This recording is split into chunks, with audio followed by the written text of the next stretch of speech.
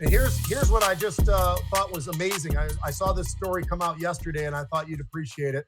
So the salary cap for 2025 went up $22 million. This is bailing a lot of teams out right now, for sure, because a lot of them were either over the cap or pushing on the cap, and now all of a sudden they've got a little bit more cushion. Now, we all knew that it was going to go up, but we didn't think it'd go up by that much. And it's unbelievable how well they've done, John. As a matter of fact, the cap is up $53 million in the last 2 years is how much the cap has moved up. It's now basically, let's just call it $280 million. There's the low and the high end, but it's $280 million when it's all said and done. And what a perfect timing for all of this, because now all of a sudden we've got free agency. What are you going to do with some of your quarterbacks? What are you going to do with some of the other players on the team? Maybe this helps out and packages up some of these trades that people are willing to do and all the rest of it, because of the fact that we know what the numbers are now, and now they've got to play within those numbers. So I just find it just remarkable, John. I thought it would go up. I thought it might go up substantially, but I didn't see the 22 million coming, especially after last year. So 53 million in 2 years, pretty nice numbers, don't you think? Yeah. Well, we've talked about it time and time again, Pete. NFL and NCAA football are two of the top, out of the top 100 viewed events of the last year. They are 97 of them, I think. It's just incredible. I mean, people want football, and that's what they watch. All right, next one up, we're going to do a real quickie as well, John. NFL draft, it's coming up. We got, it's 1 week from today. They're going to be running 40s, doing bench presses, doing all the physicals and everything else. I talked to a bunch of different guys in the NFL yesterday, just asking them some questions about different players and all the rest of it. So here's what I got for you, just for fun, John. Okay. The number one pick in the draft right now is Tennessee. Now, do they go quarterback? Because they certainly need a quarterback. They screwed up on their last go-around with drafting, and they went after a quarterback. So do they do that? Or, in my opinion, they don't do that. They go for the best player in the draft, probably. And that's my take. And I'm going to say Abdul Carter, Penn State, defensive end / outside linebacker, rush, edge player. I think he is going to be the first pick to go. And he just comes behind a whole group of guys from Penn State that bring it from the outside. And we always compare everybody. When you talk about that, you compare it to, one of the very greatest of all time.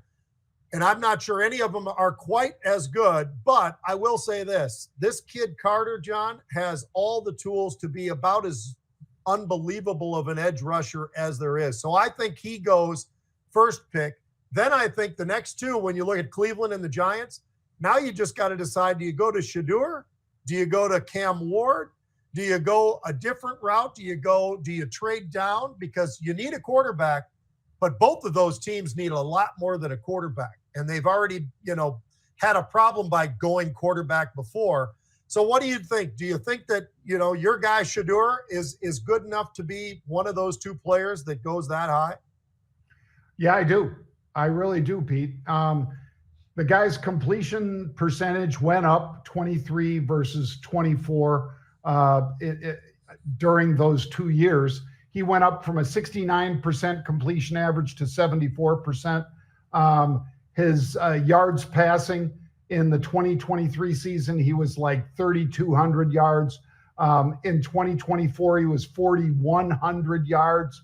I mean, these numbers just show you how much better he is getting. I don't know that you've got a similar move like that from Cam Ward, Pete. Mm-hmm. As good as he is, as good as many of these other quarterbacks that'll be coming out next year are. I don't know that they've shown this kind of improvement, because people knew Shedeur was good last year, in 2023. And then in 2024, he got better. So that and his lineage, the fact that he's Deion Sanders' son, and he seems to have a lot of that, not just star quality, but next level talent. I think that's why you take him. So I would argue he is the best. If I had the number one pick, that's the guy I'd take. So I'll tell you this, John. I've got a guy that, you know his name, but I've got a guy who I think is the sleeper of the draft as a quarterback. And as I look around, I see him maybe not even being in the first round. And I just sit there going, wow, if I'm a GM, I might have to kind of move around a little bit. But last year it was Bo Nix, right? And all Bo Nix did was lead Denver into the playoffs. Not so bad. Had a pretty damn good season, actually, himself. Jackson Dart from Ole Miss gets lost in the shovel. Everybody kind of looks around going, this guy's okay, but it's all about Shedeur. It's all about this Cam Ward. It's all about this guy and that guy. And for whatever reason, Jackson Dart doesn't get a lot of props, John. I'm looking at it right here. He's got 17 touchdown throws of 20 yards or more. He led the nation in deep passing. He had 29 touchdowns and 6 interceptions. A lot of what I just read to you is a lot like Bo Nix, except for he's throwing the ball further downfield than Bo was. Bo's criticism was quick, boom to the side, boom to the side. This kid, Jackson Dart, I think he will be the sleeper of the draft, and whoever gets him, I think, has got the winner. I mean, and if you need a quarterback, whoever you are, and you're somewhere in the latter part of even the first round, and people will say, Pete, you're crazy. You don't take him that early. Let me tell you something. That guy, I think, is the best quarterback in the entire draft. I really do. I think he's got all the things that you want. His coach loved him. Everybody who's watched the kid throw the ball, he's just amazing to watch how good he really is, John. And 6 interceptions, not so bad for a guy who's throwing downfield a lot. He's putting the ball in the air, and he's not putting it in the other team's hands. Well, that's always one of the true measures of a quarterback, Pete. I'd throw it up there with, decision-making at the line of scrimmage, as well as, okay, ball snapped, how many seconds before you release it? Right. The best of the best do it in about 2.7 or less. Yep. The best of the best. Shedeur is right there at that, but he's not the number one. There are guys with faster triggers. They might have more interceptions, but they're faster triggers. NFL is all about fast triggers. Yep. You've got to you've got to make your judgment.